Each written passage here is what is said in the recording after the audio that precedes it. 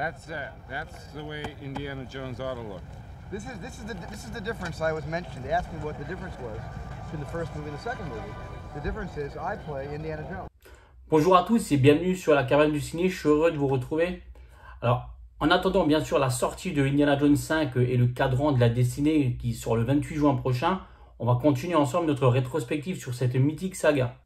Aujourd'hui, on va s'attaquer au second volet, Indiana Jones et le Temple Maudit, sorti en 1984. Et si vous n'avez pas encore vu la précédente vidéo, Les Aventuriers de l'Arche Perdue, n'hésitez pas à aller la checker. Alors, j'espère que vous êtes confortablement installés chez vous ou ailleurs et prêts à me suivre en direction de la Chine puis de l'Inde. Allez, go, c'est parti. Indiana Jones ou Indiana Jones, suivant que vous prononcez à la française ou à l'anglaise, c'est le titre du dernier film de Steven Spielberg qui sort sur les écrans français en ce moment même. C'est un peu la suite des Aventuriers de l'Arche Perdue et c'est déjà un énorme succès aux États-Unis et le jeune Vietnamien qui en est le héros est devenu une star. Tout réussi à Spielberg. Indiana Jones et le Temple Maudit, Indiana Jones and the Temple of Doom, est le second volet de la série de 5 films centrés sur le personnage d'Indiana Jones. Alors son action se déroule en 1935, soit un an avant celle du premier volet, Les Aventuriers de l'Arche Perdue. Il s'agit donc d'un préquel. Alors j'ai envie de dire que Indiana Jones et le Temple Maudit, donc la suite des Aventuriers de l'Arche Perdue, est vraiment à la hauteur du premier volet. Même si au niveau de la critique, il n'a pas fait l'unanimité, le film a été un vrai succès commercial. C'est le troisième film d'ailleurs le plus rentable de l'année 1984 derrière SOS Fantôme et Le Flic de Beverly Hills. Pour un budget de 28 millions de dollars, il en a quand même rapporté plus de 330 au box-office mondial. En France également, il a réalisé un beau carton puisque c'est le troisième film le plus vu de l'année 84 avec plus de 5,6 millions de spectateurs. Alors pour ceux qui n'ont pas encore vu ma critique du premier opus, Les Aventuriers de l'Arche Perdue, je le rappelle ici, la création de la saga Indiana Jones a eu lieu sur une plage d'Hawaï en mai 1977. George Lucas avait alors pour habitude, lorsqu'un de ses films s'apprêtait à sortir, de passer quelques jours au soleil. Il est rejoint cette année-là par son ami Steven Spielberg. Certains du succès de leur prochain film, Star Wars et Rencontre du troisième type, ils envisagent d'autres projets. C'est alors que Steven Spielberg révèle à George Lucas son envie de réaliser un James Bond et qu'il avait contacté le mythique producteur Albert R. Broccoli, afin de pouvoir réaliser un épisode de la saga. Mais ce dernier a refusé sous prétexte qu'il fallait être obligatoirement tout comme l'acteur incarnant l'espion, originaire d'un pays du Commonwealth. Lucas lui indique alors qu'il a une bien meilleure idée en tête et il lui raconte les grandes lignes de ce que sera Les Aventuriers de l'Arche Perdue. Steven Spielberg est tout de suite séduit et voit en ce projet une manière de concrétiser enfin son rêve. Et dès leur retour de vacances, il contacte Lawrence Kasdan afin qu'il développe le scénario avec Lucas et plus tard Philip Kaufman. Le nouveau Spielberg arrive. Il sera ce week-end à Deauville et mercredi à Paris. Indiana Jones et le Temple Maudit, la suite des Aventuriers de l'Arche Perdue, nous ramène Harrison Ford et sa bonne tête de mécano musclé avec une superbe partenaire, Kate Capshaw, en chanteuse de boîte de nuit à Shanghai. Alors oui, clairement, le ton de ce second volet des aventures de l'archéologue au chapeau est beaucoup plus sombre.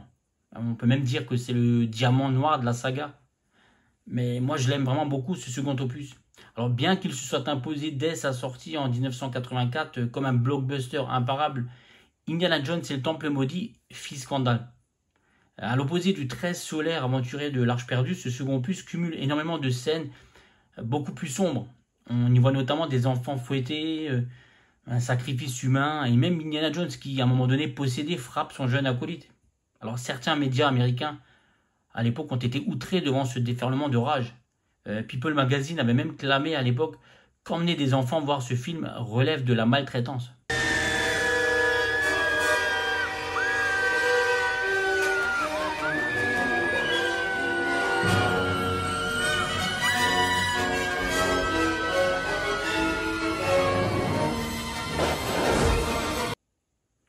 Alors oui, c'est certain qu'après E.T. l'extraterrestre, Spielberg avait besoin un manifeste de laisser exploser un peu sa part d'ombre. Après tout, il avait bien déjà réalisé des films comme Les Dents de la Mer et officieusement un certain Poltergeist.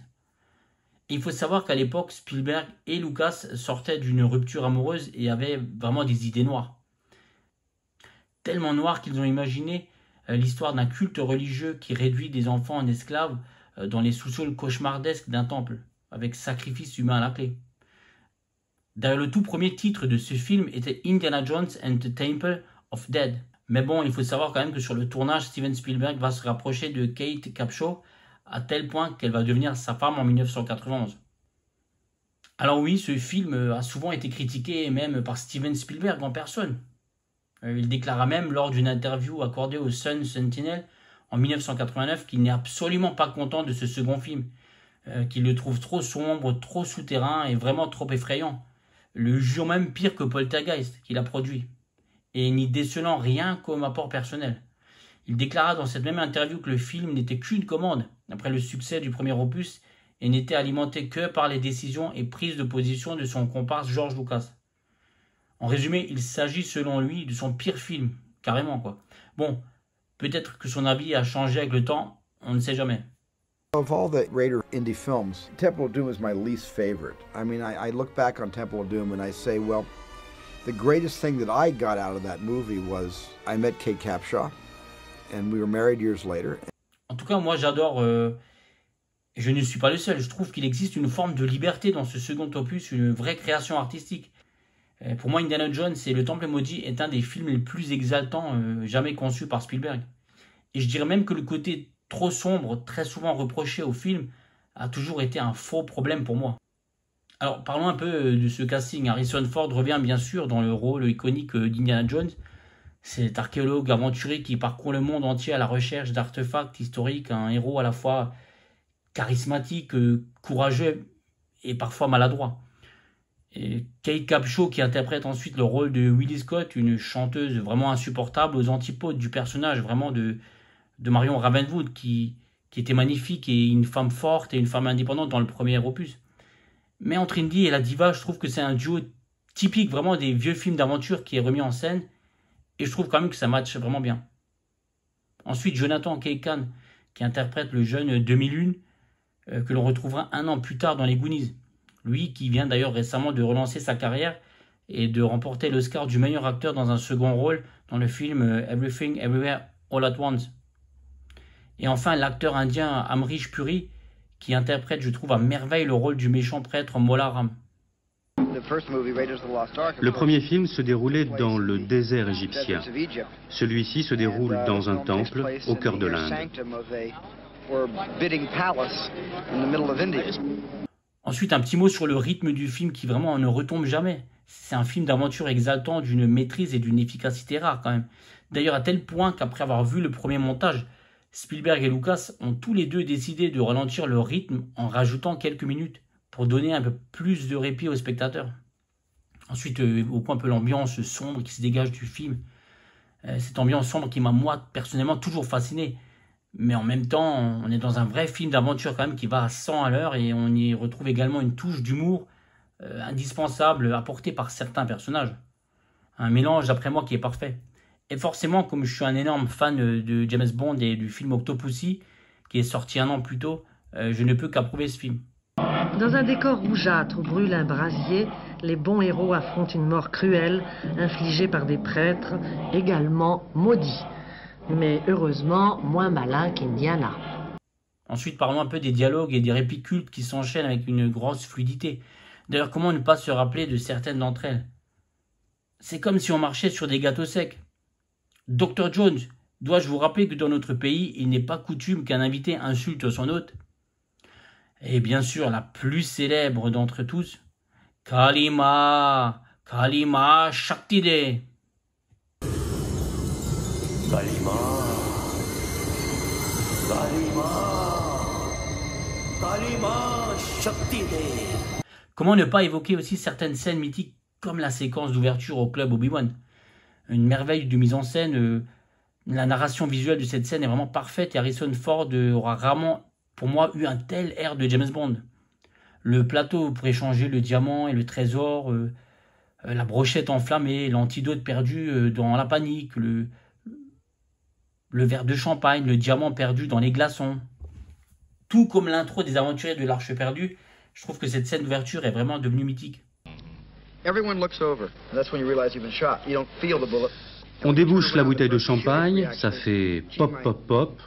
Tu regardes ton verre cassé, tu te demandes ce qui se passe, et quand tu vois le sang gicler, eh bien, tu changes de place avec lui.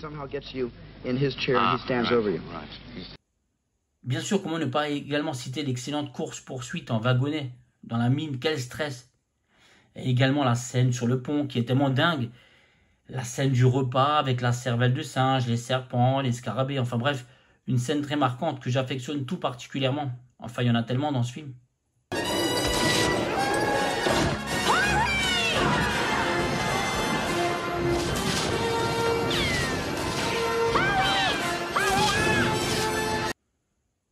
Ensuite, comment ne pas évoquer l'inoubliable partition signée par le maître John Williams, qui vraiment deviendra l'un des génériques les plus célèbres à travers le monde et dans l'histoire du cinéma entier. Maintenant, revenons ensemble sur quelques faits et anecdotes. C'est initialement Sharon Stone qui avait été pressentie pour interpréter le rôle de Willy, mais finalement, ce rôle, c'est Kate Capshaw qui l'a obtenu. En 1983, dans James Bond Octopussy, qui se déroule en Inde, il était déjà servi un repas volontairement écœurant à base de tête de mouton. One of our specialities. Stuffed sheep's head.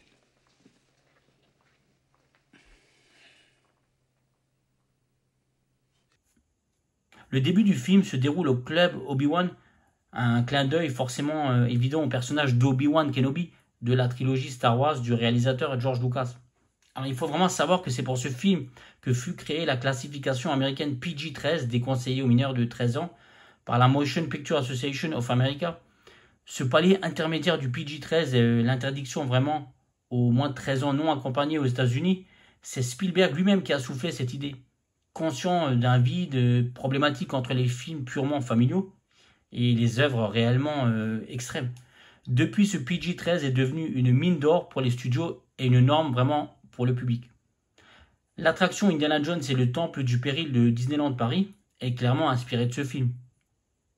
Alors pour rester dans les parcs d'attractions, il faut savoir que pour le tournage de la scène de la course en wagonnet dans la mine, les ingénieurs du son ont enregistré les bruits à l'intérieur de l'attraction Big Thunder Mountain à Disneyland située en Californie. Après avoir découvert la bande dessinée Les Aventures de Tintin et de Hergé au cours d'interviews à l'occasion de la promotion européenne de son film Les Aventuriers de l'Arche perdue, Steven Spielberg s'inspirera clairement de cette œuvre pour ce film. Le personnage par exemple de Demi-Lune est inspiré de celui de Chang de Hergé. Spielberg s'inspire également de personnages du Maharaja et du Fakir de Hergé. Spielberg a d'ailleurs acheté les droits cinématographiques des albums d'Hergé. Nous avons accès à tous les albums, mais nous n'avons pas encore décidé quelle histoire ou quelle série d'histoires seront combinées pour faire un film sur Tintin. Il faut savoir que le script fut jugé raciste et injurieux par les autorités indiennes. Celles-ci refusèrent vraiment de donner une autorisation de tournage sur leur territoire. C'est pour ça que le tournage commença donc à Kandy au Sri Lanka le 18 avril 1983 et le film reste aujourd'hui encore interdit de diffusion en Inde. Durant le tournage, Harrison Ford souffrit de problèmes de disques vertébraux au point de se faire une hernie discale en jouant à la scène du corps à corps entre Indy et un thug dans la chambre du palais. Il a dû être rapatrié d'urgence aux États-Unis pour une hospitalisation de 6 semaines. Le chapeau et la veste de l'archéologue ont été fabriqués par Deborah Nadelman, la costumière de Michael Jackson pour son clip Thriller et plus particulièrement de son iconique veste rouge et noire. Alors pour conclure, je dirais que ce second volet a définitivement permis de faire rentrer Indiana Jones dans la légende et a permis au duo Steven Spielberg et George Lucas de continuer sur leur lancée. Cette suite ne fait que confirmer finalement les fondements solides d'une saga devenue culte et intemporelle grâce à son personnage principal. Pour moi, Indiana Jones et le Temple maudit est un grand film d'aventure que je revois toujours avec autant de plaisir. Une vraie parenthèse enchantée et unique qui déborde d'idées, enchaînant les scènes à un rythme effréné qui emprunte autant à la comédie qu'au film d'horreur. Un vrai régal. Et comme j'aime à le répéter, l'aventure allait pour toujours porter le nom d'Indiana Jones.